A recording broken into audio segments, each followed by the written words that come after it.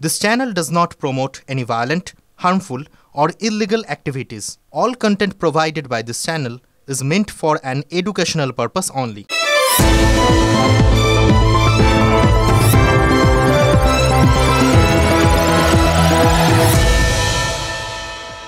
নিশ্চিন্তে থাকা গেল না, জানেন তো? সীমান্ত থেকে ঢিলছোড়া দূরত্বে নদিয়ার টুঙ্গিতে চারটি বাংকার উদ্ধার করেছে বিএসএফ।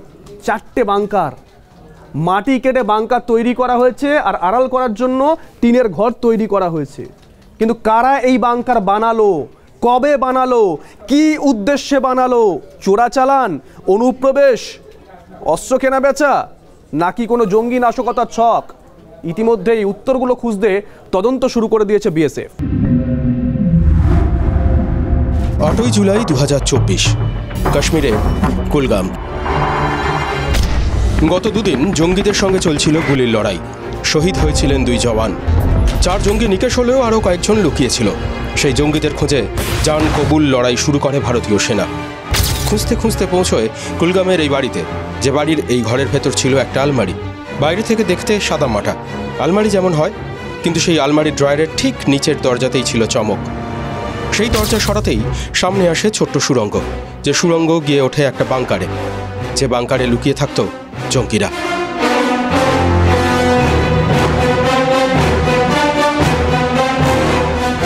15 জুলাই 2024 দক্ষিণ 24 পরগনার কুলতলি।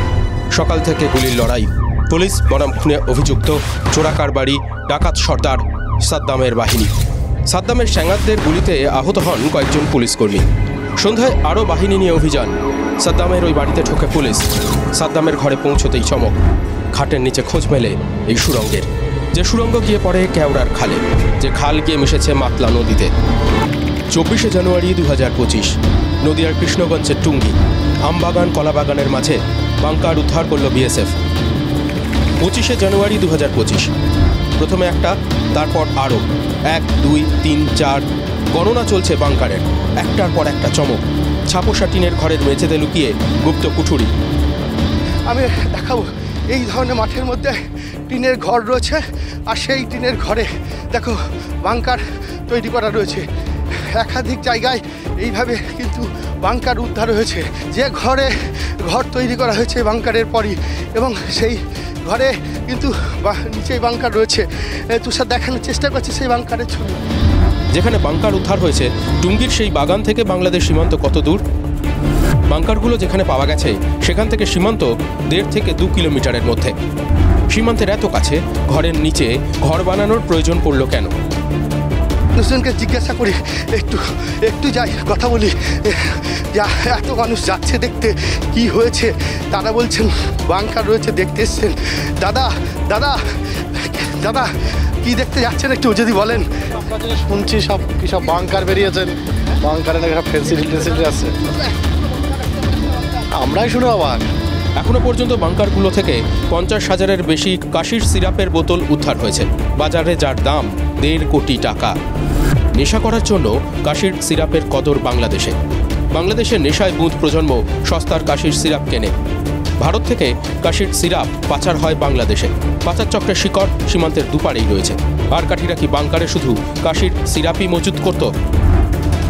লাখ টাকার প্রশ্ন, দেশের সুরক্ষার প্রশ্ন, রাজ্যের সুরক্ষার প্রশ্ন, প্রশ্ন আম জনতার নিরাপত্তার। বাংকারগুলোতে নিয়মিত যাতায়াত চলত। প্রতিটা বাংকারে লোকজনের থাকা খাবার প্রমাণ মিলেছে। মদের বোতল, সিগারেট, বিড়ির প্যাকেট, গামছা, জামাকাপড় পাওয়া গেছে ঘর আর বাংকারে। বাংকারে কি জুয়ার আসরও বসতো নাকি? সন্দেহ হচ্ছে। শুধুই কি পাচারকারীরা লুকোতো, নাকি অনুপ্রবেশকারীরাও ওই বাংকারে শীত হতো? লুকোতো কি ভারত বিরোধী জঙ্গিরাও? পাচারের আগে রাখা হতো বেআইনি অস্ত্র? দেখে তো ভয়ও লাগছে আমাদের। হ্যাঁ, দেখে ভয়ও লাগছে। এগুলো তো আমরা জানিই না এইসব এখানে। এবার যদি কেউ কিছু করে, কি জানিয়ে করবে বলেন? জমিদার তিনি কোথায়? বাংকার উদ্ধার হতেই জমির মালিক বেপাত্তা। বিএসএফ তদন্ত শুরু করেছে, পুলিশ ঘুরে গেছে। জঙ্গির মানুষ ভেবে পাচ্ছেন না তারা কি বারুদের স্তূপে বসে আছেন? ভারতের মাটি ব্যবহার করে গোপন কুঠুরি খুঁড়ে কি হতো নদিয়ার সীমান্তবর্তী গ্রামে? বিএসএফ পুলিশের নাকের ডগায় কারা ঘোরাচ্ছিল ছড়ি? প্রশ্ন প্রশ্ন আর প্রশ্ন, উত্তর কই? ক্যামেরায় তুষারের সঙ্গে মহাদেব, TV9 বাংলা। বেশি দিন আগের কথা নয়, এই তো 23 জানুয়ারি পুলিশকে লক্ষ্য করে গুলি চালায় পাচারকারীরা। কাশির সিরাপ পাচার করছিল। ঠিক সেই সময় ধাওয়া করে পুলিশ। আর তারপরে ওপেন ফায়ার। আর এবার নদিয়ার টুঙ্গি, যেখানে কলেজ থেকে ঢিল ছোড়া দূরত্বে চারটে বাংকারের হদিশ পাওয়া গিয়েছে। চারটে বাংকার এমনি কি জাদু বলে চলে এলো? পুলিশ, বিএসএফ কি উঠছিল? চোখে কি সবাই পট্টি পড়েছিল? কেউ কিছুই জানতেন না। আর রাজনৈতিক দলের নেতা নেত্রীরা, তারা তো মাঠে নেমে পড়েছেন ঝগড়া করতে। যেন ম্যাজিক, ঠিক যেন সুকুমার রায়ের ছড়া। ছিল রুমাল, হয়ে গেল বেড়াল। ছিল ছায়া, সুনিবিড় শান্তির নীড়, আমবাগান আর কলাবাগানের ভেতর ছোট্ট কুড়েঘর, হয়ে গেল রাজ্যের সব থেকে বড় ইস্যু। কারণ ওই ছোট ঘরেই পাওয়া গেছে বাংকার। টুঙ্গির গ্রামে কে বানালো বাংকার? যারাই বানাক, উদ্দেশ্য তো খুব মহৎ ছিল না। বাংকার থেকে উদ্ধার হওয়া 1.5 কোটি টাকা মূল্যের কাশির সিরাপি প্রমাণ বোঝা যাচ্ছে সকলের চোখের আড়ালে খুব গোপনে কাজকর্ম করা দরকার হয়ে পড়েছিল। যারা গোপনীয়তা খোঁজে, আড়াল খোঁজে, তারা দেশের শত্রু। কিন্তু তাদের টিকে কি বাংলাদেশের ইউনূস সরকারের কাছে বাধা? বাংলাদেশ তো এখন ভারতের ভালো চায় না। সীমান্ত এলাকায় তো রোজ চলছে উস্কানি। টুঙ্গির গ্রামে বাংকারের আয়োজন করে ভারত বিরোধিতার কোন সলতে পাকানো হচ্ছিল? তাতে কি বাংলাদেশের মদত ছিল? अभी निश्चित तौर पे हम लोग नहीं बता सकते, ये इस जांच का विषय है। नई चीज ध्यान में प्रकाश में आई है, निश्चित रूप से हम इसका संज्ञान लेंगे। একটার পর একটা যখন বাংকার পাওয়া যাচ্ছে, তখন স্বাভাবিকভাবেই এই প্রশ্ন উঠছে যে এখানে একটা কোনো রকম চক্রের কারবার চলছিল। আমি একটু নিচে নেমে দেখানোর চেষ্টা করি। ফাঁকা মাঠ জমি, সেখানে কিন্তু এই কারবারটা চলছে। তা না, কারবারটি চলছে তা কেন বলছি, আমি দেখাই, দেখো বাংকারটির উচ্চতা তোমায় দেখাই। আমি যদি দাঁড়াই এখান থেকে, তাহলে দেখো আমি কিন্তু নাগাল পাচ্ছি না কত বড় বাংকার। তুমি অনুমান করতে পারছো, হাত দিয়ে উঁচু করে দেখালেও কিন্তু দেখো আমি কিন্তু এর উচ্চতা কিন্তু ধরতে পারলাম না। আমি একটু এই দিকটাও দেখাই, দেখো কতটা লম্বা, বিশাল লম্বা একটা বাংকার। আমি এখন যেটা আপনাদের টিভিতে দেখেছি ওর ছাড়া কিছু জানি না। সন্দেহ তো এমনি এমনি তৈরি হচ্ছে না। সীমান্তের 1.5 থেকে 2 কিলোমিটারের মধ্যে খাঁ করছে এমন জায়গায় লোহার দরজা লাগানো পাকাপোক্ত বাংকার তৈরি হলো, কেউ টের পেল না। তা কেমন করে হয়? নদিয়ার টুঙ্গি সীমান্তের অনেকটাই অরক্ষিত এলাকা। বিএসএফ বলছে টুঙ্গিতে বাংকার তৈরি হয়েছে মাসখানেকের ভেতর। রাতের অন্ধকারে হয়েছে সিমেন্ট আর লোহার কাজ। যেখানে বাংকার, ঠিক সেখানেই 8 মাস আগে ধরা পড়ে অনুপ্রবেশকারী। বাংকারগুলো অস্ত্র মজুতের আদর্শ বলে বিএসএফের দাবি। সব বাংকার উপরে ফেলবে, বিএসএফ যথেষ্ট, সব উপরে ফেলবে। বিএসএফ সক্রিয় হয়েছে, এদের 12টা বাজিয়ে 13টা হবে। বিএসএফ এর দায়িত্ব এটা, ওই জায়গাটা রাজ্য পুলিশের দায়িত্ব নয়। ওই যে জায়গাটা বিএসএফ এর কমান্ড জোনের মধ্যে, সেখানে রাজ্য পুলিশ যেতেও পারে না। সুতরাং এইটাকে বিএসএফকে আরও কঠিনভাবে দেখতে হবে, যাতে এরকম ইললিগাল বাংকার না হয়। আর আপনি বলতে চান যে মমতা ব্যানার্জির পুলিশ এটা জানে না? নদিয়াতে যেখানে হয়েছে সেখানকার লোকাল থানা, local police, local OC, SP, এই যে বিরাট বিরাট সব ব্যাচ পড়ে সব বড় বড় পুলিশ অফিসাররা রয়েছে, তারা কিছু জানে না? হতে পারে। বর্ডার ম্যানেজমেন্ট কারা করে?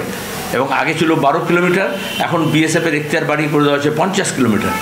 তারা গ্রামে ঢুকে মানুষের উপর অত্যাচার করছে, কিন্তু যেখানে অপরাধী চক্র আছে সেখানে কি করছে না কেন? বিএসএফ নাকি পুলিশ, কার দোষ কার দায়? শাসক বিরোধী সব পক্ষ চুলচেরা বিশ্লেষণে ব্যস্ত। আর তার ফাঁকে চিন্তা আরও একটু বাড়িয়ে দিল মালদা আর মুর্শিদাবাদ। বিএসএফের গোয়েন্দা সূত্র বলছে মালদা মুর্শিদাবাদেও বাংকার থাকতে পারে। স্পর্শকাতর এলাকায় বাংকার থাকার সম্ভাবনা উড়িয়ে দিচ্ছে না বিএসএফ। বিস্তারিত রিপোর্ট পাঠানো হয়েছে কেন্দ্রীয় স্বরাষ্ট্র মন্ত্রকে। যেমন পাকিস্তানের সঙ্গে ভারতবর্ষের সীমান্তে সুড়ঙ্গ হদিশ প্রায় পাওয়া যায়, আগামী দিনে বাংলাদেশের সঙ্গে ভারতের সীমান্তেও সেই সুড়ঙ্গ পাওয়া যাবে। এভরিথিং ইজ অ্যালাউড এখানে। লক্ষ টাকা, কোটি টাকা থানাতে দিয়ে দিতে হবে। থানা সেটা গাড়ি করে, যেভাবে পার্থ চ্যাটার্জি জেলা থেকে টাকা তুলে পুলিশের গাড়িতে নিয়ে যেত কালীঘাটে, সেইভাবে গিয়ে দিয়ে দেবে। মমতা ব্যানার্জি সবই জানেন। বর্ডার সিকিউরিটি ফোর্স কি করে, সেন্ট্রাল ইন্টেলিজেন্স ব্রাঞ্চ কি করে। এরপরে তো ভারতের কোনো জায়গা দখল করে নিলে বলবে আমরা কিছু জানি না। both are liable, state government and central government both are liable. Nadia হোক কি মালদা অথবা মুর্শিদাবাদ, যেখানেই এভাবে বাংকার উদ্ধার হোক, সীমান্তরক্ষী আর পুলিশের ইন্টেলিজেন্স কি দায় এড়াতে পারে? কোথায় গেল পুলিশের খোঁচররা? কোথায় গেল সিভিক বাহিনী? স্থানীয় যুবকদের নিয়েই পুলিশের সিভিক বাহিনী।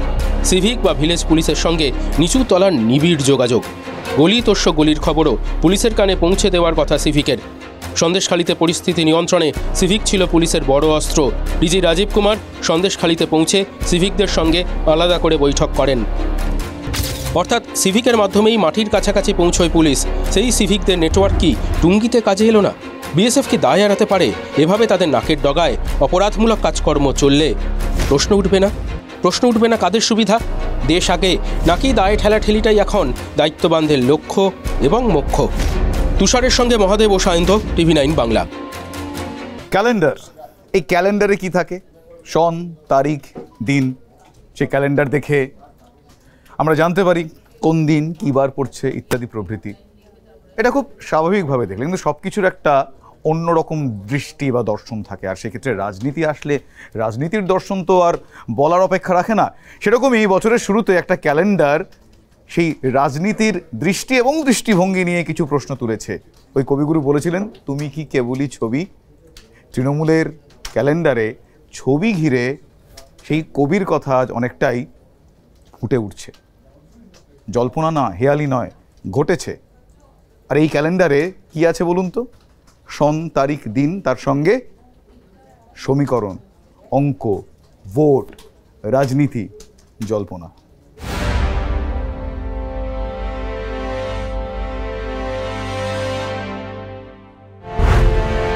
কবি বলেছিলেন সেই কবে? কবি বলেছিলেন, যারা করে আছে ভিড় আকাশের নীড়, রাজনীতির ভিড়ে হারিয়ে যাওয়া চোখে না পড়া ছবিরও কত দাম।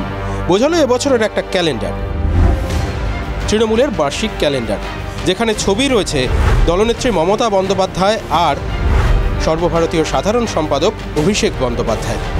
স্বাভাবিক, একদম স্বাভাবিক। কিন্তু রাজনীতি সে তো জনতার মতো সাধারণ নয়, তাই ব্যাক টু প্রিভিয়াস। দুটো ক্যালেন্ডার পাশাপাশি থাকলে একটা পার্থক্য স্পষ্ট, ছবির সাইজের বদল। ইলাস্ট্রেশন বা গ্রাফিক্সের ডিজাইন বলে ধরাই যেত, কিন্তু রাজনীতি ধরা আর ছাড়ার তো জুড়ি নেই, তাই ছবিতেও বিতর্কের কেন্দ্রে মমতা বনাম অভিষেক। তুমি কি কেবলই ছবি? তো মনে আছে শুভেন্দু বিজেপিতে গেছিল, তৃণমূল ছেড়ে কেন? কারণ মমতার পরে কার ছবি থাকবে? শুভেন্দুর ছবি থাকলে অভিষেকের রাগ, অভিষেকের থাকলে শুভেন্দুর রাগ। বিজেপির মধ্যে এরকম আছে, শুভেন্দু না দিলীপ না সুকান্ত, আবার তৃণমূলের মধ্যে হচ্ছে অভিষেক না হচ্ছে তোমার গিয়ে মমতা। সুতরাং এরা এই মোদি মমতার ছবি লাগিয়ে যে ফ্র্যাঞ্চাইজি করেছে, আসলে কার লোক লুটের ভাগ পাবে বেশি? কোনো মন্তব্য করব না। ক্যালেন্ডার দেওয়া হয়েছে, পাল্টানো হয়েছে বা ইত্যাদি যা আপনারা প্রশ্ন করছেন আমার জানা নেই, আমি এ নিয়ে কোনো মন্তব্য করব না।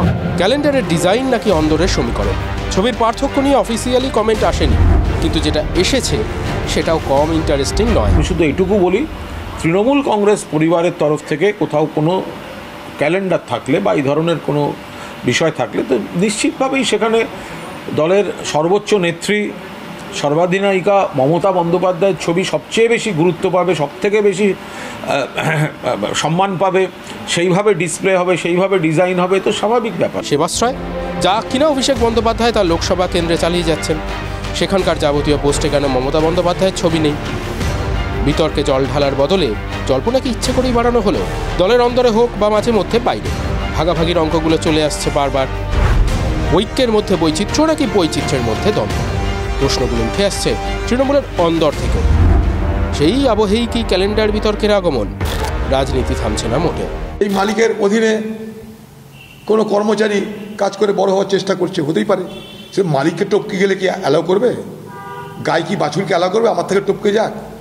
এখানে তাই হয়েছে, প্রাকৃতিক নিয়মে হয়েছে। এটা আমাদের বিষয় নয়। তৃণমূল মানে চোর, আমরা জানি। তৃণমূল মানে ডাকাত।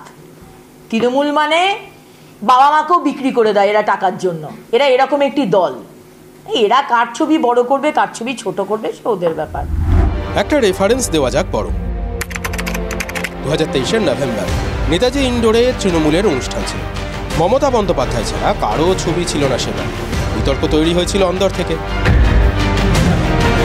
ক্যালেন্ডার সন তারিখের পাশাপাশি সমীকরণেরও কি হিসেব রাখে?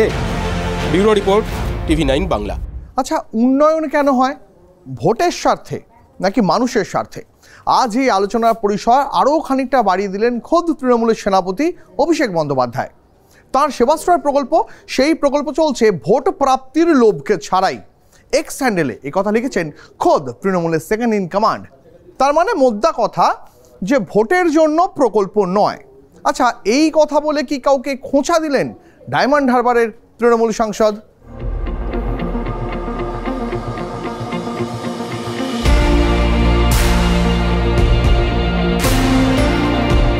বছরের শুরু থেকেই পথ চলা শুরু অভিষেকের সেবাশ্রয়ের। যত দিন যাচ্ছে তত ভিড় বাড়ছে। ডায়মন্ড হারবার ফলতা হয়ে এখন আমতলায়। 700 কিলোমিটার উজিয়ে সেবাশ্রয়ে গিয়ে মেয়ের চিকিৎসার সুযোগ পেয়েছে ময়নাগুড়ির পরিবার। 9 বছরের অসুস্থ ছেলেকে নিয়ে সেবাশ্রয়ে ছুটেছিলেন গরিব বাবা। পাশে দাঁড়িয়েছেন অভিষেক। সেবাশ্রয়ের যত সাফল্য তত বিঁধছেন বিরোধীরা। রাজ্যের স্বাস্থ্য ব্যবস্থা ফেল বলেই কি সেবাশ্রয়ে এত ভিড়, প্রশ্ন তুলছেন বিরোধীরা। অভিষেক বন্দ্যোপাধ্যায় যেটা করেছেন সেটা তো ফ্যাক্ট। কারণ আমাদের যে হেলথ সিস্টেম, হেলথ ডিপার্টমেন্ট, সেটা আসলে কিছু নেই। স্বাস্থ্য দপ্তর শুধু নীল সাদা রঙের হাসপাতাল। অভিষেক বন্দ্যোপাধ্যায় তো সম্পূর্ণ ডাইরেক্টলি চ্যালেঞ্জ করলেন মুখ্যমন্ত্রীকে। আজকে যদি মুখ্যমন্ত্রী স্বাস্থ্য দপ্তর দারুণ হতো, যেটা মুখ্যমন্ত্রী ক্লেম করেন, তাহলে তো এই স্বাস্থ্য সেবাশ্রয় করার তো দরকার ছিল না। ভালো করেছেন অভিষেক বন্দ্যোপাধ্যায়, বাংলার মানুষ এটাই দেখতে চেয়েছে। আপনি সত্যি কথাটা সামনে এনে দিয়েছেন বাই চ্যালেঞ্জিং ইয়োর পিসিমা। এবার বিতর্কের রসদ অভিষেক বন্দ্যোপাধ্যায়ের নতুন পোস্টে। শনিবার সকালে ডায়মন্ড হারবারের সাংসদ লিখেছেন, সেবাশ্রয়ের ব্যাপ্তি এবং সার্থকতা তার সদিচ্ছার মধ্যেই রয়েছে। একটা প্রচেষ্টা যার মধ্যে রাজনৈতিক প্রাপ্তির প্রলোভন নেই। জনতার জন্য কাজ করার এবং তাদের লড়াই লাঘব করার খাঁটি ইচ্ছের মধ্যে দিয়েই এই প্রকল্প এগিয়ে যাচ্ছে। রাজনৈতিক লোভ, খাঁটি ইচ্ছে, এই শব্দগুলোই তীরের মতো বিঁধতে পারে বিপক্ষের গায়ে।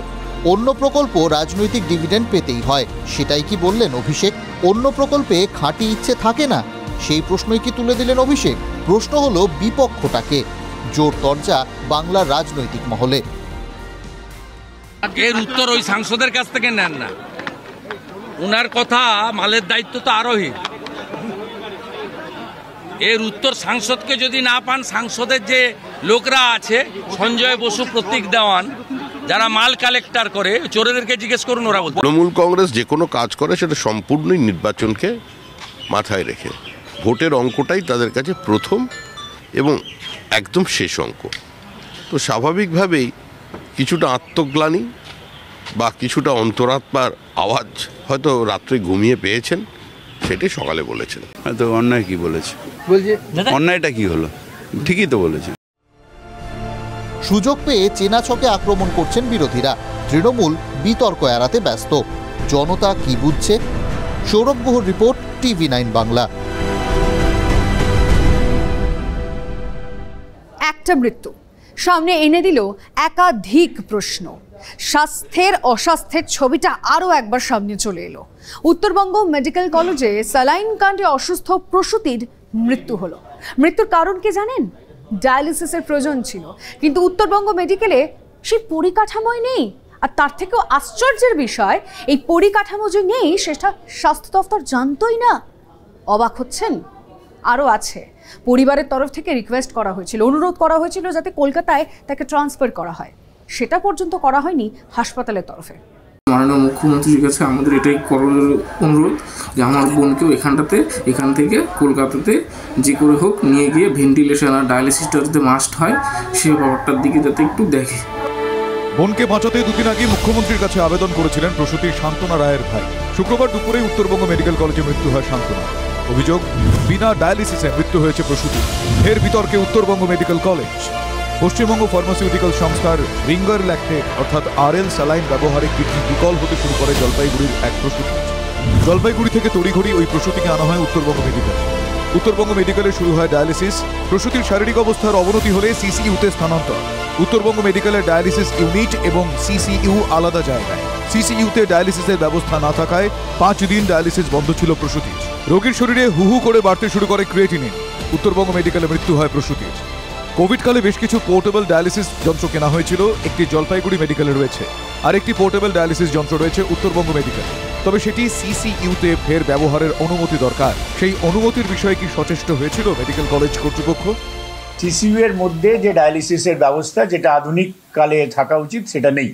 তার জন্য আমরা ফাইলও করে পাঠিয়েছিলাম 1 বছর আগে থেকেই। তো সেখানে আমাদের ওয়েট করা ছাড়া কোনো উপায় নেই যতক্ষণ না ওটা স্যাংশন হয়ে আসে।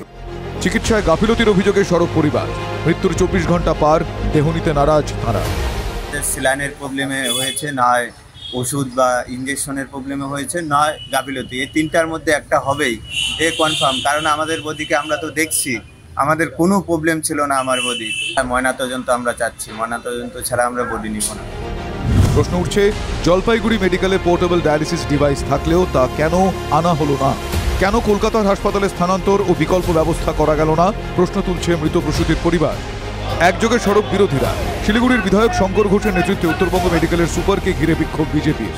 এখানে ভেন্টিলেশনে গেলে পোর্টেবল ডায়ালিসিস মেশিন নেই, এরকম সিচুয়েশনে এই পেশেন্ট যদি কলকাতা যেত তাহলে তো বেঁচে যেতে পারতো। তাহলে এইটা আমি বারবার করে বলছি, মৃত্যু একদম বলবেন না, বলবেন যে স্বাস্থ্য দপ্তর হত্যা করেছে, স্বাস্থ্যমন্ত্রীকে পদত্যাগ করতে হবে। বেঙ্গল মেডিকেল কলেজকে আপগ্রেড করার কথা, এইমসের মতো সমতুল্য করার কথা, সেটা কেন করা হলো না? এমনকি যে যন্ত্রপাতিগুলো আছে সেগুলো ব্যবহার হচ্ছে না। তো সেখানে দাঁড়িয়ে মেডিকেল কলেজে পাঠিয়ে লাভ নাই না, তো মেডিকেল কলেজে ট্রিটমেন্ট ঠিক মতো হলো না কেন, তার জন্য কে দায়ী সেটা দেখতে হবে। আমরা আমাদের নাগরিক মঞ্চের থেকে বারে এগুলো বিষয় নিয়ে আমরা বারে 1.5-2 বছর ধরে আন্দোলন করছি, বলছি, কিন্তু এরা কর্ণপাত করে না। মানুষের জীবনকে এরা জীবনই মনে করে না, গিনিপিগের মনে করে। ওরা চাইলে পরেই একটা মেয়ের জীবন বাঁচানো যেত। এদিকে মৃত প্রসূতির পরিবারের লিখিত অভিযোগ নিয়ে টালবাহানা। প্রসূতির ময়নাতদন্ত চেয়ে শুক্রবার উত্তরবঙ্গ মেডিকেল কলেজের এমএসবিবির কাছে গেলে মৃতার পরিবারকে মেডিকেল কলেজের পুলিশ ফাঁড়িতে পাঠিয়ে দেওয়া হয়। সেখান থেকে আবারও পাঠানো হয় জলপাইগুড়ি কোতোয়ালি থানায়, কিন্তু কোতোয়ালি থানা অভিযোগ নেয়নি। বাধ্য হয়ে মৃতার পরিবার জলপাইগুড়ি পুলিশ সুপারের দপ্তরে অভিযোগ জমা দেয়। উত্তরবঙ্গের বেহাল স্বাস্থ্য পরিকাঠামো নিয়ে কটাক্ষ করছেন বিরোধী রাজনৈতিক দল থেকে শুরু করে একেবারে আম জনতা।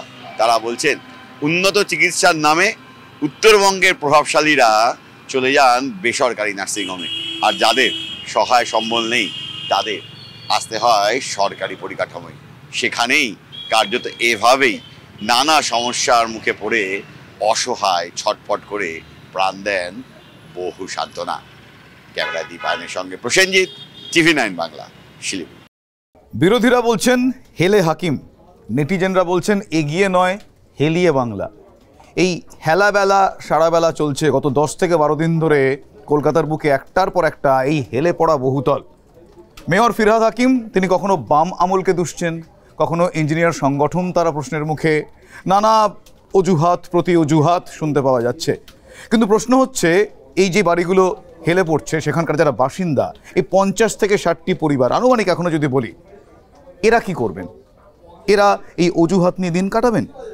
কলকাতায় হেলা বাড়ির পরিমাণ প্রায় 30টা। হেলা নিয়ে এত হই হই করার দরকার হয় না। 30টার হিসেব হাকিম সাহেবই দিয়েছিলেন, তার মধ্যে 6 থেকে 7টা তো চোখের সামনেই দেখা যাচ্ছে।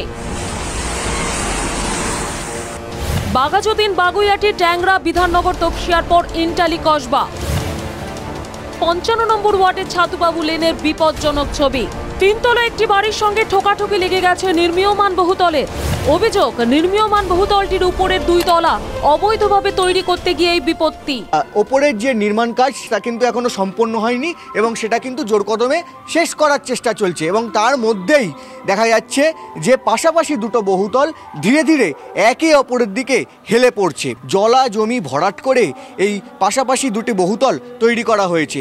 আমার বুকিং আছে, 3 তলা ঢালাই হয়েছিল, কিন্তু ই বিল্ডিং ঝামেলা হয়ে গেছিল তো রুকে গেছে, লেকিন ই বিল্ডিং খুব তাড়াতাড়ি বনে গেছে। পাশের বিল্ডিংটা? হ্যাঁ, পাশে বিল্ডিং বনে গেছে। উপরে 2 তলা এখন তো 2 মাস আগে ঢালাই হয়েছিল। কোনটা? উপরে 4 তলা 5 তলা। কি দেখেছি, অচানক দেখলাম কাজ চলছিল, ফির দেখলাম 1-1.5 বছর কাজ বন্ধ, আবার দেখলাম কাজ চালু। আগে এটা পুকুর ছিল। এন্টারি ছেড়ে চলুন কসবা। 67 নম্বর ওয়ার্ডের বেদিয়াডাঙ্গাতেও হেলে পড়েছে বহুতল। ছাদে ফাটল, বাড়ি ভেঙে পড়ার আশঙ্কায় আতঙ্কে পাশের বাড়ির বাসিন্দারাও। নজর এড়াতে কারসাজি করে আবার 2টি বহুতলের ছাদ জুড়ে দিয়েছে প্রমোটার। দেখা যাচ্ছে কিভাবে বিপজ্জনকভাবে একটি বাড়ির উপরে হেলে রয়েছে। এই বহুতলে যারা রয়েছে স্বাভাবিকভাবেই যথেষ্ট আতঙ্কিত, তারা বিপদের মধ্যে বসবাস করছেন বলে এখানকার সাধারণ মানুষের বক্তব্য। ছাদের উপর উঠে গিয়ে দেখা গিয়েছে একাধিক অংশে ফাটল ধরেছে এবং এভাবেই প্লাস্টার দিয়ে জোড়াতাপ্পি করে একটা বাড়ির সঙ্গে আরেকটি বাড়ি পুরো সাটিয়ে দেওয়া হয়েছে। বিষয়টি পুরো কর্তৃপক্ষের নজরে আনলেও পাত্তা দেওয়া হয়নি বলে দাবি স্থানীয় কাউন্সিলরের। হ্যাঁ, মানে বিল্ডিং ডিপার্টমেন্টকে জানিয়েছিলেন? ভাবিতে জানিয়েছিলাম, যেমন আমাদের মিটিং হয় না, যেমন বড় মিটিং হয় সেখানে জানিয়েছি। 3-4 বছরের মধ্যে কোনো ব্যবস্থা নেওয়া হলো না কেন? দেখুন, এটা তো ডিপার্টমেন্টের ব্যাপার, আমি তো বলতে পারি না। বিল্ডিংটা আমরা দেখি না, এখানে যারা এনলিস্টেড এলবিএস বা ইঞ্জিনিয়ার্স রয়েছে তারা বিল্ডিংটা আমাদের এফিডেভিট দেয় যে আমাদের দায়িত্বে আমরা বিল্ডিংটা করছি, যা বিল্ডিংটা ইনলিগাল হবে না। I have checked everything and in my supervision the building is bin constructed. আমাদের রেসপন্সিবিলিটি 24 ঘন্টা, মানে কি একটা মানুষ 24 ঘন্টা কাজ করতে পারে নাকি? 8 ঘন্টার অনেক বেশি কাজ করছে, প্রত্যেকের এলাস্টিক লিমিটের বাইরে গিয়ে কাজ করছে। যা হবে এরপর টোটালটাই কোলাপস করে যাচ্ছে, তো বুঝতে পারছেন, প্রশাসনের মাত্রা বুঝতে পারছেন না। এইসব গাল ভরা কথা বলে লাভ কি? হেলা হাকিমি তো, কারণ উনি তো কিছু জানেনই না। উনি কলকাতা শহরের মেয়র, আমরা জানি কলকাতা মিউনিসিপ্যাল কর্পোরেশনের এটাই কাজ দেখা যে একটা বাড়ি যখন তৈরি হচ্ছে তখন তার যে নিয়ম সেটা ফলো করা হচ্ছে কিনা। এখানে তো কোনো কিছু মানা হয় না, শুধু কর্পোরেশনকে আপনাকে নেতা, টিএমসি নেতাকে শুধু কিছু টাকা দিয়ে দিতে হবে। বেআইনি বাড়ি নিয়ে কলকাতা পুলিশের কি ভূমিকা? যেখানে দেখতে পাই সেখানে কনসার্ন অথরিটিকে ইন রাইটিং জানানো হয় অ্যান্ড এটা প্রচুর মনিটরিং করা হয় আমাদের তরফ থেকে। পুরসভার নির্দেশে ইতিমধ্যে বাড়ি ছাড়তে হয়েছে ট্যাংরার হেলে পড়া বহুতলের 13 ঘর বাসিন্দাকে। বাগুইআটির জগৎপুরে হেলে পড়া 2টি বেআইনি বহুতলেও ঝোলানো হলো নোটিশ। এই সেই নোটিশ বাড়ির দেওয়ালে লাগিয়ে দেওয়া হয়েছে, যেটি লেখা আছে বাড়িটি সম্পূর্ণরূপে ফাঁকা করতে হবে, জমির ভার বহন ক্ষমতা সম্পর্কিত যাবতীয় তথ্য কিন্তু এই নোটিশ টাঙাবার 7 দিনের মধ্যে বিধাননগর পৌর নিগমে জমা দিতে হবে। এতদিন বিপদ মাথায় নিয়ে চলছিল বসবাস, এবার একেবারে পথে বসা। পুরো কর্তৃপক্ষের ভুলের খেসারত কি এভাবেই দিতে হবে বহুতলের বাসিন্দাদের? Bureau report, TV9 Bangla.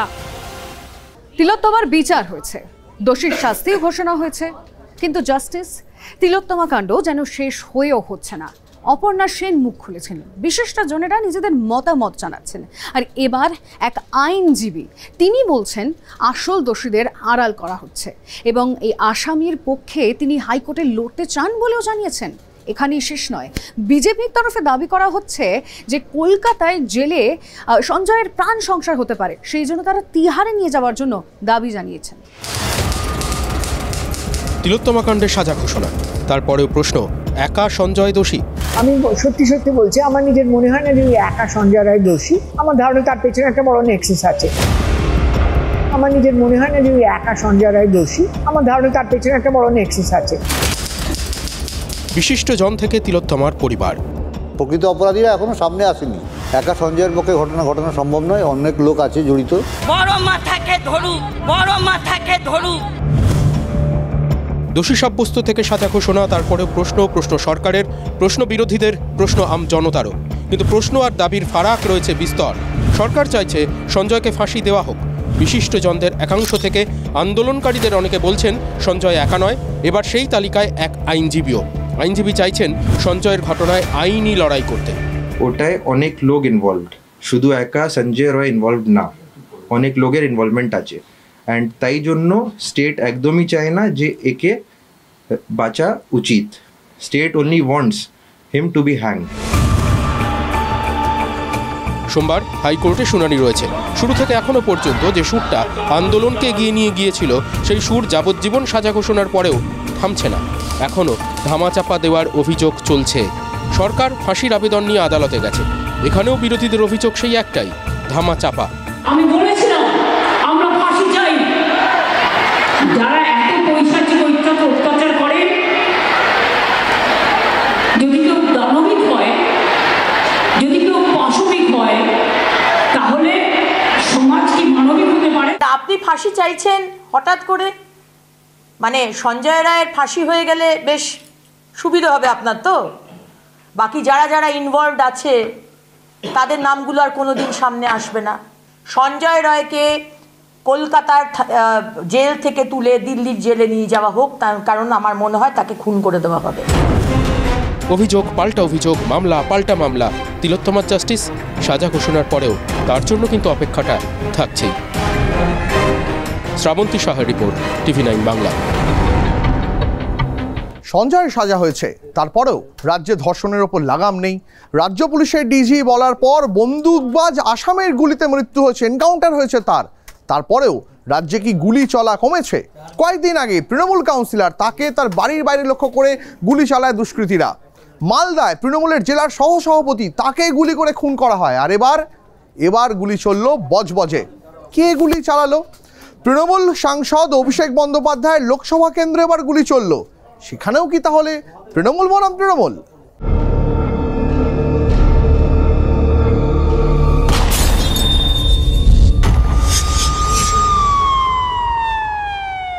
মালদায় তৃণমূলের গোষ্ঠীকন্দলে গুলির রেশ কাটতে না কাটতেই আবার গুলিবিদ্ধ তৃণমূল নেতা। এবার ঘটনাস্থল দক্ষিণ 24 পরগনার বজবজের ডোঙ্গারিয়া অঞ্চলের দক্ষিণ রায়পুর। গুলিবিদ্ধ তৃণমূলের অঞ্চল যুব সভাপতি কৃষ্ণ মণ্ডল। কারা চালালো গুলি? পরিবারের অভিযোগ কৃষ্ণ মণ্ডলের দলের দিকেই। হ্যাঁ, তৃণমূল করে। অন্য পক্ষ কেন? নিজের পক্ষই লোক ছেড়ে দেবে। নোদাখালী বাজার থেকে ফিরছিলেন কৃষ্ণ মণ্ডল, ছিলেন বাইকের পেছনের সিটে। পেছন দিক থেকে আসে আরেকটি বাইকে ছিল হেলমেটে মুখ ঢাকা 3 দুষ্কৃতী। পেছন থেকে গুলি চালিয়ে পালিয়ে যায় দুষ্কৃতীরা। দোকানদারি করছি, হঠাৎ দেখলাম যে একটা আওয়াজ হলো, ভাবলাম হয়তো গাড়ির চাকা পাঞ্চার হয়েছে। দেখতে তারপর কে বলে মানে কেউ গুলি টুলি করেছে। উনি যখন গুলি খেয়েছেন তখন উনি কিসে ছিলেন? বাইকে ছিলেন। বাইকে ছিলেন। আর লোক দুষ্কৃতীরাও বাইকেই আসে। হ্যাঁ, বাইকে এসে ঠিক এই জায়গাটাতে গুলি করা হয়েছে। তবে এবারই প্রথম নয়, বছর 3 আগেও টার্গেট করা হয়েছিল এই নেতাকে। 3 বছর আগে যখন গুলি করা হয়েছিল, 3 বছর আগেও তো কৃষ্ণকে লক্ষ্য করে গুলি করেছিল। মোড়ে হয়েছিল ওটা। হ্যাঁ, আপনি ছিলেন তখন? তখন কি হয়েছিল ঘটনাটা? ওই একই কন্ডিশন, ওই মেরে বেরিয়ে চলে গেল। ওই সেই একই ভাবে মানে বাইকে করে আসে, এসে গুলি করে চলে যায়। ওইভাবেই বেরিয়ে 3 জনই ছিল। হ্যাঁ। তবে 3 বছর আগের ঘটনায় কেউ গ্রেফতার হয়নি, জানিয়ে এখনো প্রশ্ন তৃণমূল নেতার পরিবারের অন্দরে। তখন কি কাউকে অ্যারেস্ট করা হয়েছিল আপনারা শুনেছিলেন? না, কিছুই হয়নি। তখন ভাই তদন্ত নেয়নি? তদন্তই না, কিছু আমরা জানি না যে কিছু হয়েছে। মানে তখন কিচ্ছু না, মানে কিছু চেপে গেছে, একদম চেপে গেছে, যে যেটা হয়ে গেছে। কেন বারবার টার্গেট করা হচ্ছে কৃষ্ণ মণ্ডলকে, সেই প্রশ্নের উত্তর এখনো মেলেনি। পরিবার সূত্রে খবর, দলের পদে থাকলেও ইদানিং প্রত্যক্ষ রাজনীতি থেকে নাকি একটু দূরত্ব বজায় রাখতেন কৃষ্ণ মণ্ডল। এখন কি করতেন কৃষ্ণ? এখন তো কিছু না, চুপচাপ থাকে। তো সকালে পুজো টুজো করে ও বাজার করতে গিয়েছে। মানে পার্টির সঙ্গে এখন খুব বেশি না যোগাযোগ নেই। তৃণমূল নেতা গুলিবিদ্ধ হওয়ার ঘটনায় শুরু হয়েছে রাজনৈতিক চাপানুতোর। টাকা পয়সার লেনদেনের মধ্যে কিছু একটা হয়েছে, আর কোনো তো অসুবিধা নেই গুলি বা বন্দুক পেতে। বন্দুকও অ্যাভেলেবেল, গুলিও অ্যাভেলেবেল, বোম টোমও যদি ছাড়তে চান সেটাও অ্যাভেলেবেল। আর যদি নিজে না করতে চান তার জন্য ইম্পোর্ট হচ্ছে সুপারি কিলার। সব ক্ষমতার মালিক হয়ে গিয়ে সেই ক্ষমতা প্রকাশের জায়গা খুঁজে পাচ্ছে না। এই মানসিকতা ক্যান্সারের আকার ধারণ করবে আগামী দিনে, যার অ্যান্সার তৃণমূল পার্টি খুঁজে পাবে না। ধরা পড়বে এবং এই যে দুষ্কৃতি রাজ, এটাকে শেষ করতেই হবে। পুলিশকে আবার অনুরোধ করব, খুব সিরিয়াসলি স্ট্রিক্টলি দেখতে হবে যাতে দুষ্কৃতি না থাকে। সাধারণ মানুষ থাকুক, রাজনৈতিক বিরোধিতা থাকুক, কিন্তু দুষ্কৃতিটা যাতে না থাকে। কোথাও বড় নেতা বন্দুকের সামনে, কোথাও মাঝারি বা ছোট নেতারা গুলির নিশানায়। রাজ্যের শাসক দলের নেতারাই যদি নিরাপদে না থাকেন, তাহলে সাধারণ মানুষের কি হবে? ক্যামেরায় সুদীপ গুছাইতের সঙ্গে শর্মিষ্ঠা চক্রবর্তী ও সৌভিক সরকারের রিপোর্ট, TV9 বাংলা। মালদায় ভলিবল টুর্নামেন্টে গুলি চালানোর অভিযোগ। এফআইআর নাম থাকা সত্ত্বেও এখনও অধরা শাসক দলের 4 নেতাকর্মী। অস্ত্র আইনে মামলা রুজু করা সত্ত্বেও এখনও কেন পুলিশের অ্যাকশন চোখে পড়ছে না? কেন শুধুমাত্র অস্ত্র বাজেয়াপ্ত করেই দায় ঝাড়ার চেষ্টা? বিরোধীদের নিশানায় পুলিশের ভূমিকা।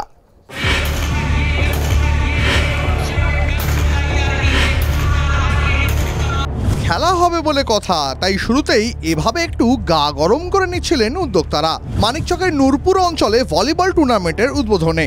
আশ্চর্যের কথা, শুরু থেকে শেষ পর্যন্ত বসে বসে পুরো দৃশ্যটা দেখলো মানিকচক থানার আধিকারিকরা। ওরা যখন বড় বড় বন্দুক নিয়ে স্কুলের মাঠে ঢুকলো তখনও পুলিশ ছিল। বাহুবলীরা ধীরে সুস্থে একে একে যখন গুলি ছুড়ল তখনও পুলিশ ছিল। কিন্তু ঘটনার 48 ঘন্টার পরে পুলিশের মনে হলো যে যারা গুলি চালিয়েছে তাদের হাতে যে বন্দুক ছিল সেই বন্দুক নাকি তাদেরই নয়। পুলিশের দাবি, যারা গুলি চালিয়েছিলেন সেই 4 জনের নামে বন্দুকের লাইসেন্সই নেই। যাদের নামে লাইসেন্স তাদের নোটিশ পাঠানো হয়েছে। জেলা শাসকের দফতরের সঙ্গে যোগাযোগ করে লাইসেন্সগুলি খতিয়ে দেখা হচ্ছে। আমরা এখনো চেক করছি কার কাছে মতলব লাইসেন্স কার নামে আছে আর কে ইউজ করেছে ওটা কনফার্ম করে, আর তারপরে আমরা একটা কেস করেছি সেকশন 30 আর্মস অ্যাক্ট। আর পরে আমরা এখনো ইনভেস্টিগেশন চলছে, কি আমরা ইনভেস্টিগেশন জন্য সবাইকে ডাকছি কি কি পেপার আছে, কি ডকুমেন্ট আছে আর কার নামে আছে, ওরা যদি রিনিউয়াল জন্য অ্যাপ্লাই করেছে অথবা নেই, ওটা সব আমরা দেখছি। কিন্তু প্রশ্ন হচ্ছে, মালদায় যখন মুড়ি মুড়কির মতন গুলি চলছে তখন পুলিশের এত ঢিলেঢালা মনোভাব কেন? সেদিন স্কুলের মাঠে কেন বন্দুক নিয়ে ঢুকতে দেওয়া হলো? TV9 চ্যানেলে দেখানোর পর পুলিশ 3 দিন পরে বলছে তাদেরকে তদন্ত করা হবে, তারপরে তাদের বিচার হবে। এখনও পর্যন্ত বন্দুক ফাটিয়ে যারা চলে গেল তাদের কিন্তু জেলে থাকার কথা। এইটা যদি কোনো বিরোধী দল বিজেপি, কংগ্রেস, CPM করতো তাহলে কি মাঠেই ওই ছেলেগুলোকে গ্রেপ্তার করতো না পুলিশ? বিজেপি তো সবসময় কাজ হচ্ছে অভিযোগ করা। আরে আপনাদের রাজ্যে তো মশাই যারা অপরাধী, যারা অস্ত্র মজুদদার তাদেরকে ফুলের মালা দিয়ে বরণ করেন আপনারা। বোমা মজুদকারক যারা তাদেরকে ফুলের মালা দিয়ে বরণ করেন। আর বড় বড় কথা বলছে বিজেপি। এখানে পুলিশ অলরেডি মামলা রুজু করেছে, তাদেরকেও ইনভেস্টিগেশনের টাইম দেওয়া হবে। তারা যদি ইনভেস্টিগেশনের টাইম না পায় তাহলে কাজ করবে কিভাবে? পুলিশ অস্ত্র আইনে মামলা করেছে, কিন্তু ওই পর্যন্তই। FIR এর নাম থাকা 4 শাসক নেতাকর্মী তো এখনো অধরা। অ্যারেস্ট হবে কি করে? তৃণমূলের নেতারা ছিল তো। লাইসেন্স বন্দুক রাখলেই এইভাবে প্রকাশ্যে ফায়ারিং করা যায়? তার তো লাইসেন্সের কন্ডিশন ভায়োলেশন হয়েছে। সে যদি আক্রান্ত হয় তার প্রতি আক্রমণের জন্যই ওই বন্দুকের লাইসেন্স। তাকে সামাজিক পাবলিক অনুষ্ঠানে গুলি করার জন্য। মালদা পুলিশের ভূমিকা নিয়ে প্রশ্ন তুলে এক্স হ্যান্ডেলে একটি পোস্টও করেন রাজ্যের বিরোধী দলনেতা। সেখানে একটি ছবি দিয়ে তাঁর দাবি, বারাসাত থানার বাসু ফাঁড়ির ওসি TMCর পিকনিকে উর্দি পরে ফুর্তিতে ব্যস্ত। দাবির সত্যাসত্য জানা নেই, তবে পুলিশের উপস্থিতিতে যদি প্রকাশ্যে গুলি চলে তাহলে বাংলার আইন শৃঙ্খলা নিয়ে প্রশ্ন তোলা কি অযৌক্তিক হবে? মালদা থেকে সুব্রতোষ ভট্টাচার্যের রিপোর্ট, TV9 বাংলা। মুখ্যমন্ত্রী বারবার বলেছেন সরকারি প্রকল্পের সুবিধা পেতে কাউকে কোনো রকম টাকা দেবেন না, টাকার প্রয়োজন হয় না। কিন্তু যারা টাকা চাইতেন তাদের সেই অভ্যেসে কি দাঁড়িয়ে পড়েছে? বোধহয় না। এখনও বিভিন্ন জায়গা থেকে আজকের দিনেও অভিযোগ আসছে আবাস যোজনার সুবিধা পাইয়ে দেওয়ার জন্য কেউ কেউ টাকা নিচ্ছে। আর এবার তো আরও এক মারাত্মক অভিযোগ, রূপশ্রী প্রকল্পের জন্য একটি পরিবারকে 3000 টাকা কাটমানি দিতে হয়েছে। ভেবে দেখুন একবার, তারপরেও অ্যাকাউন্টে টাকা এসে পৌঁছয়নি। বিয়ের 1.5 বছর পেরিয়ে গেছে। গভর্নমেন্ট প্রকল্পের জন্য কাউকে কোনো 1 পয়সা দেওয়ার প্রয়োজন নেই। সরকারি টাকা, এগুলো সরকারি স্কিম। পরিষ্কার বলছি, যদি কোনো কমপ্লেন আসে অ্যাকশন হবে। সরকারি প্রকল্পের কাজে টাকা চাইলেই অ্যাকশন। উত্তরবঙ্গ সফরে কড়া হুঁশিয়ারি দেন মুখ্যমন্ত্রী। তার মধ্যেই আবার কাটমানির অভিযোগ। কাটমানি দিয়েও পেলেন না রূপশ্রী প্রকল্পের টাকা। মালদহের হরিশ্চন্দ্রপুর 1 নম্বর ব্লকের রাঙ্গাইপুরের বাসিন্দা রুকসানা খাতুন। অভিযোগ, সরকারি প্রকল্পে নাম তোলার নামে এলাকায় গজিয়ে উঠেছে দালাল চক্র। 2023 সালে রূপশ্রী প্রকল্পের জন্য আবেদন করেন রুকসানা। অভিযোগ, প্রকল্পের টাকা পেতে 3000 টাকা কাটমানি দেয় রুকসানার পরিবার। 2023 সালের অক্টোবরে বিয়ে হয়ে যায় রুকসানার, কিন্তু এখনও মেলেনি রূপশ্রী প্রকল্পের টাকা। প্রশাসনের দ্বারস্থ হয়ে তারা জানতে পারেন ফর্ম বাতিল হয়ে গেছে। উল্টে রুকসানার বিয়ে আদৌ হয়েছে কিনা তা নিয়েই প্রশ্ন তোলা হচ্ছে বলে অভিযোগ। দুয়ারে সরকার ক্যাম্পে অভিযোগ জানায় রুকসানার পরিবার। 3000 টাকা ও নিয়েছে একজন, ও বলেছে কি যে সব জমা হয়ে যাবে, টাকা পেয়ে যাবে, কিন্তু এতদিন হয়ে গেল তাও টাকা পাওয়া যাচ্ছে না। কাকে দিয়েছিলেন টাকাটা? রফি, কুন্দতলা রফি। কি করে? ও এইগুলোই কাজ করে। এখন আর পাইবে না, কইছে যে ক্যান্সেল হয়ে গেছে, আর পাইবে না টাকা, দিব না, হইবে না, জানাচ্ছে হবে না। হ্যাঁ, ফলস হয়েছে, বিহে দাওনি, ফলস করে তোমরা ঘুরছো, এগুলা কইছে। কাটমানির অভিযোগ সামনে আসতেই জেলায় শুরু হয়ে গেছে রাজনৈতিক তরজা। এই পশ্চিমবাংলার মধ্যে যতদিন এই সরকার থাকবে ততদিনই এইরকমই হবে। যা কিছু করতে গেলে কাটমানি দিতে হবে, কাটমানি ছাড়া কোনো কাজ হবে না। দালাল চক্র অনেক বন্ধ হয়ে গেছে, আগে যা ছিল আর নেই, সব সিস্টেমে চলে এসছে। এক দুটো ঘটনা কিন্তু আমাদেরও চোখে মাঝে মধ্যে পড়ে, এই যে আপনার মাধ্যমেই জানলাম যে ঘটনাগুলো, যারা করেছে তাদের বিরুদ্ধে শক্তি ব্যবস্থা নেবে, প্রশাসন ব্যবস্থা নেবে। সরকারি প্রকল্পের সুবিধা পাইয়ে দেওয়ার নামে সক্রিয় দালাল চক্র। কাদের মদতে চলছে এই চক্র? প্রশাসনের কাছে কি কিছুই খবর নেই? সেই সুযোগেই প্রতারিত হচ্ছেন উপভোক্তারা। মালদহ থেকে সুব্রতোষ ভট্টাচার্য, TV9 বাংলা। শ্রীকৃষ্ণকে ভুল প্রমাণ করে দিলেন রিঙ্কু চাকি। শ্রীকৃষ্ণ কি বলেছিলেন? ভগবদ্গীতায় উল্লেখ করা রয়েছে, শ্রীকৃষ্ণ বলেছিলেন কর্ম করে যাও, ফলের আশা করো না। অর্থাৎ কর্মের ওপর বা কাজের ওপর তোমার নিয়ন্ত্রণ আছে, ফলের ওপরে নেই। কিন্তু পশ্চিম মেদিনীপুরের দাসপুরের রিঙ্কু প্রমাণ করে দিলেন যে শুধু কর্মের ওপর নয়, ফলাফলের ওপরেও তার নিয়ন্ত্রণ রয়েছে। রাজ্যের আবাস সমীক্ষক দলের সদস্য রিঙ্কু চাকি তার স্বামীর নাম তুলে দিলেন আবাস যোজনার তালিকায়। হ্যাঁ, তার জন্য অবশ্য তার স্বামী বামাপদকে কিছুক্ষণের জন্য পাকা বাড়ি ছেড়ে গোয়াল ঘরে সময় কাটাতে হয়েছে। আবাসের নামের তালিকায় নাকি উড়ে গিয়ে জুড়ে বসেছেন বামাপদ চাকি। এই হচ্ছেন বামাপদ। আদুর গা, গালে অল্প অল্প খোঁচা খোঁচা দাড়ি গোফ। গাল কামানোর সময় পাননি, নাকি টেনশনে দাড়ি গোফ চাঁচা হয়নি, কে জানে। বামাপদর মাথায় এখন আকাশ ভেঙে পড়েছে। এই যে দেখছেন, যেখানে দাঁড়িয়ে আছেন মানুষটা, এইটা হলো চাকিদের গোয়াল ঘর, আর এইটা চাকিদের একতলা বাড়ি, দিব্যি পাকাপোক্ত। একটু এদিক ওদিক ঘুরলে দেখতে পাবেন এসিও বসানো আছে। দিব্যি ঠান্ডা ঠান্ডা কুল ব্যাপার একটা। কিন্তু কুল থাকতে গিয়ে রাজ্যকেই নাকি এপ্রিল ফুল বানাচ্ছিলেন বামাপদ আর তার স্ত্রী। বামাপদ স্ত্রী রিঙ্কু আশা কর্মী, রাজ্য সরকারের সমীক্ষক দলের কর্মী। বাড়ি বাড়ি ঘুরে আবাসের সমীক্ষা করাই ছিল কাজ। সেই সুযোগ পেয়ে রিঙ্কু নাকি সর্ষের মধ্যেই ভূত হয়ে গেছেন। দাসপুরের বামাপদ রিঙ্কু চাকির বিরুদ্ধে গুরুতর অভিযোগ, একতলা পাকা বাড়ি সত্ত্বেও আবাসের তালিকায় কারচুপি করার অভিযোগ, গোয়াল ঘরকে বাড়ি দেখিয়ে আবাসে 2 নম্বরই করার। রিঙ্কু নাকি তার স্বামী বামাপদ চাকির নাম তুলেছেন তালিকায়।